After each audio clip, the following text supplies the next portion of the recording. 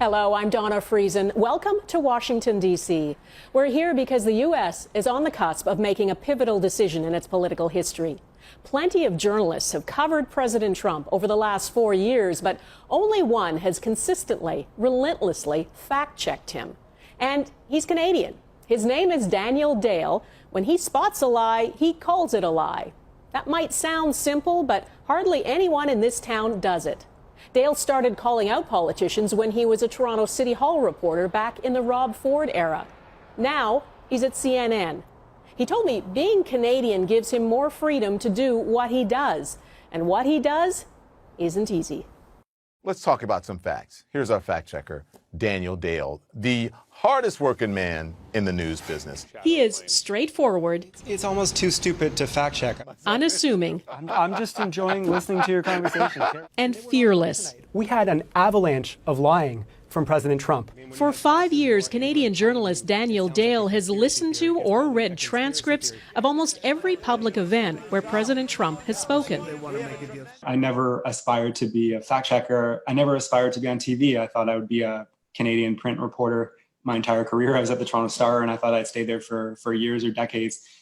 And I started fact checking Trump, and it sort of took on a life of its own because of, frankly, how much lying he does. We're always protecting people with pre-existing conditions. Chris, he's in court, as you know, right now, trying to kill those protections in Obamacare with no replacement plan. I brought back 700,000 jobs. They brought back nothing. They gave up on manufacturing. So everything about that claim, Wolf, is inaccurate. As we get closer to election dates, whether it is this election or the 2018 midterms, in addition to the ad-libbed impromptu lies that he is known for, there start to be more lies written into his speeches. What do you think is behind that? I think Trump and his campaign know that they can get inaccurate, false information to millions of people unfiltered because the outlets that these people are consuming are not fact-checking him. Dale's live tirades of truth after a litany of lies often leave his CNN colleagues speechless. This one went on for more than 3 minutes. Trump said, "I have done more for the African-American community than any president since Abraham Lincoln." That is ludicrous. He said he'll, quote, continue to lower drug prices. They've increased during his presidency. He said Democrats want to defund the police. Biden, again, doesn't, has rejected that. And he said that Biden's plan would eliminate America's borders. No, just no. It's wrong. Oh, that's it? There's more. Yeah, I mean, wow. How much time do you got, Anderson? It's a full-time job. Dale has built a searchable database to keep track of it all. At last count, he says he's documented more than 9,000 false claims. It's sorted by claim and by category and by date and by type of event. And so when Trump says something for the 30th or 50th or 100th time, I can tell you, that was the 78th time Trump made that claim.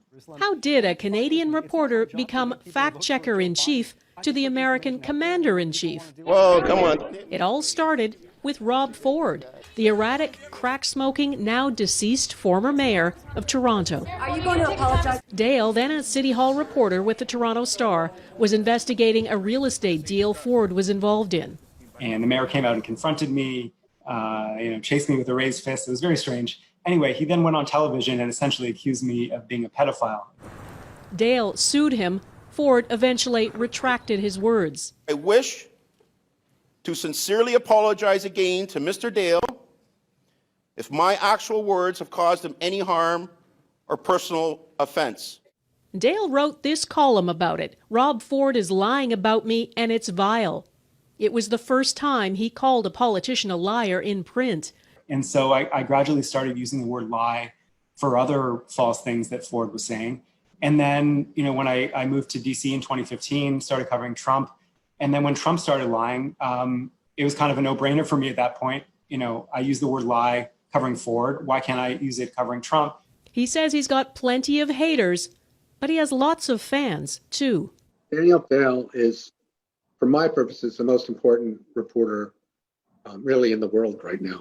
Eric Alterman is a journalist, professor, and the author of 11 books, including Lying in State, Why Presidents Lie, and Why Trump is Worse.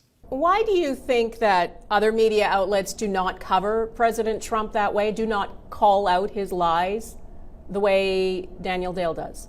He didn't grow up in this media culture that is so deferential to the president that they're afraid to call a lie a lie.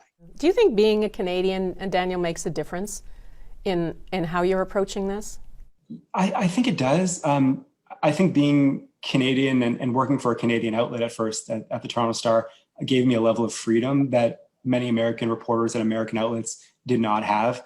I'm not like worried, but by using this kind of language, by being straightforward, I'm jeopardizing my future in the American media. We're rounding the turn on the pandemic. Dale says as Election Day approaches, the more Trump amps up the false claims. Biden was imperfect. There were at least a few false, misleading, or lacking in context claims from him. But for a fact checker, you're kind of sitting there with Biden. Occasionally, you're like, oh, that's wrong. With Trump, you're like that I Love Lucy episode in the Chocolate Factory. You know, you don't know which one to pick up because there's just so much. And so, again, with this president, we just see a constant barrage incessantly of false or misleading stuff. Does it ever just make your head explode? I'm fine. People express serious concern about my mental health. Honestly, I'll get emails, certainly tweets being like, are you okay? Or you want to contribute to your vacation fund? He does have plans to take a beach vacation after November 3rd. And what if Trump wins? Do you think you can keep this up for another 4 years? I don't know. It is hard for me to envision doing this for 4 more years.